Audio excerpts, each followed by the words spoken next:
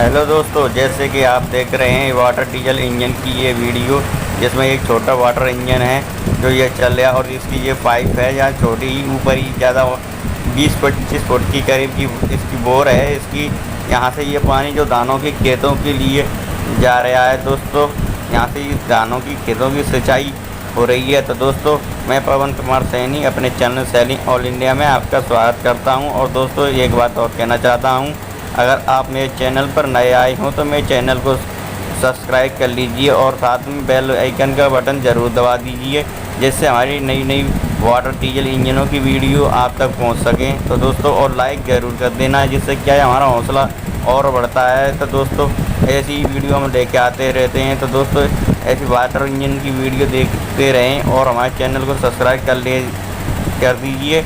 और आपको हम हर जगह जाकर दूर दूर जाकर आपके लिए ऐसी वीडियो बना के लेते हैं, जिससे आप वाटर इंजन की वीडियो देख सकते हैं। और ऐसी वाटर इंजन की वीडियो को हम काफ़ी दूर दूर जाकर ही बना के लेके आते हैं दोस्तों।